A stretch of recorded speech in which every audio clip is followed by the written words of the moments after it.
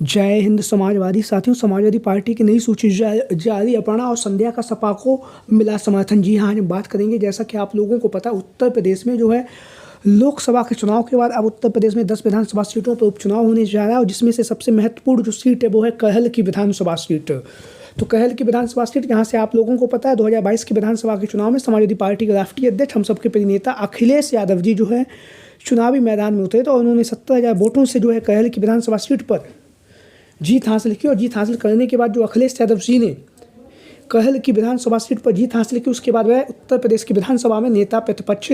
चुने गई। उसके बाद जहाँ पर आप लोगों को पता है लगातार अखिलेश यादव जी जो है अब जब 2024 के लोकसभा के चुनाव में कन्नौज से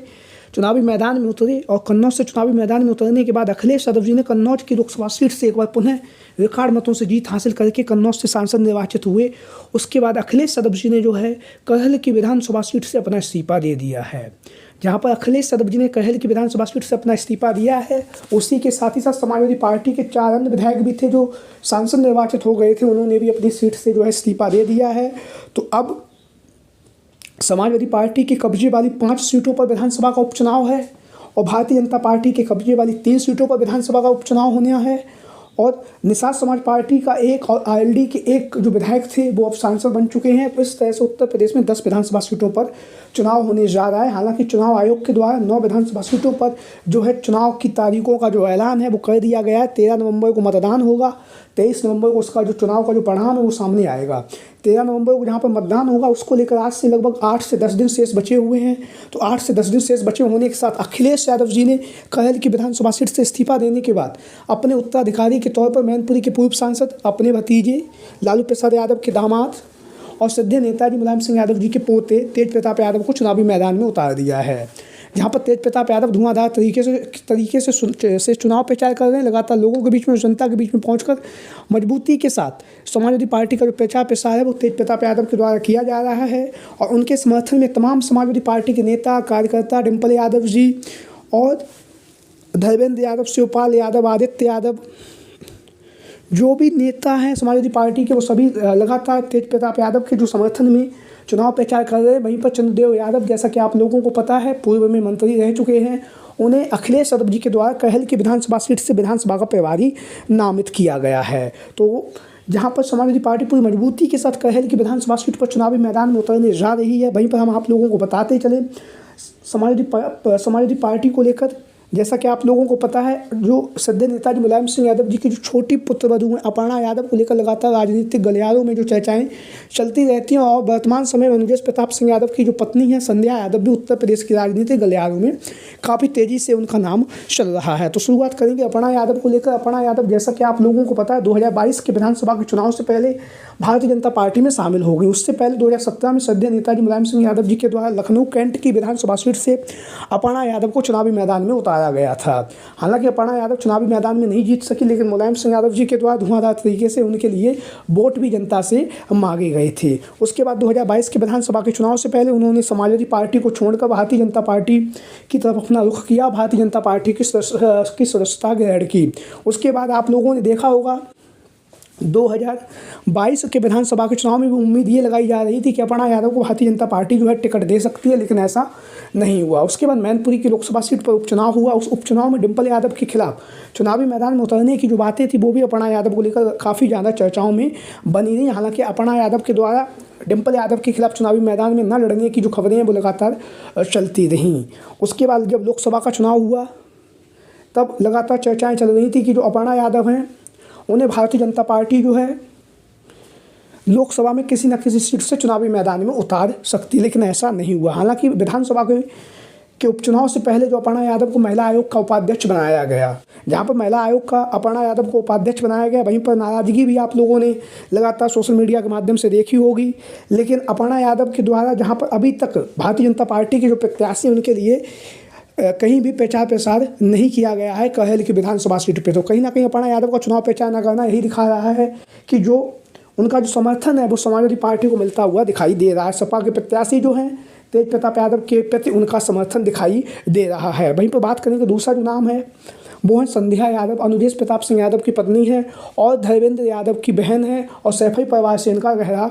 नाता भी है। तो संध्या यादव आप लोगों को पता है, समाजवादी पार्टी में कभी संध्या यादव के पास भी कई पद हुआ करते थे, लेकिन जब से अनुजेश प्रताप सिंह यादव ने समाजवादी पार्टी को छोड़कर भारतीय जनता पार्टी की तरफ रुख किया है,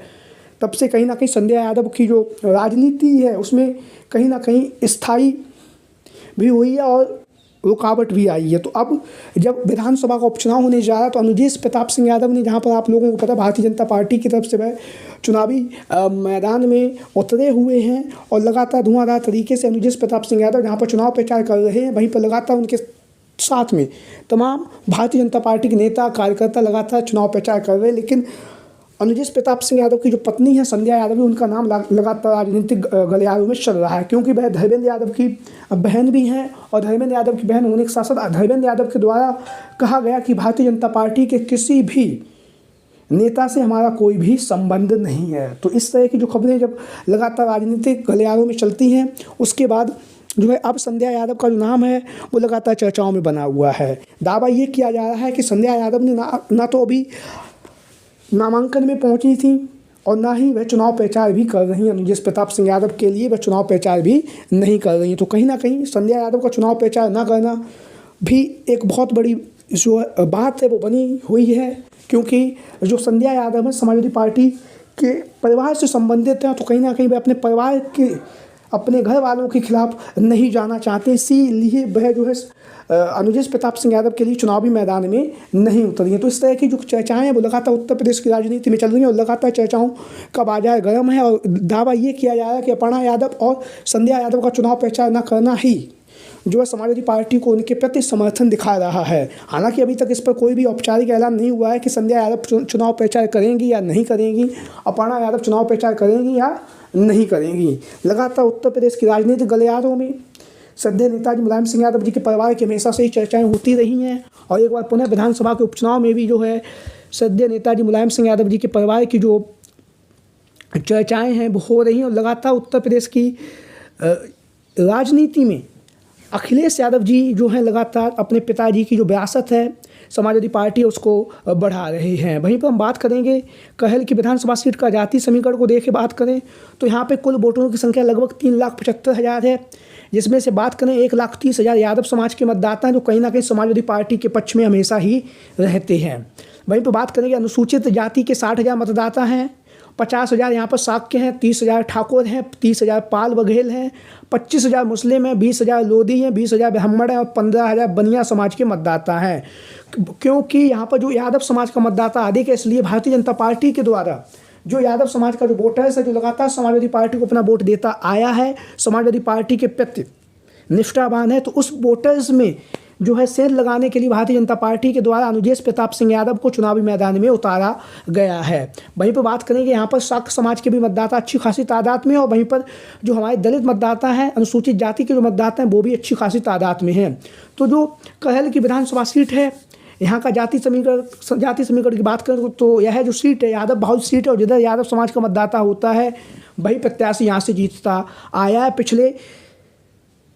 3 बार यानी कि 15 से 16-17 बार लगातार यहाँ पर समाजवादी पार्टी का कब्जा रहा है। अखिलेश यादव जी से पहले यहाँ के जो विधायक थे सोबरन सिंह यादव जी 4 बार विधायक रहे, जिसमें से 1 बार भारतीय जनता पार्टी से विधायक चुने गए, उसके बाद 3 बार समाजवादी पार्टी से विधायक चुने गए थे। आप लोगों की जो भी राय हो सभी साथी कमेंट बॉक्स में अपनी राय जरूर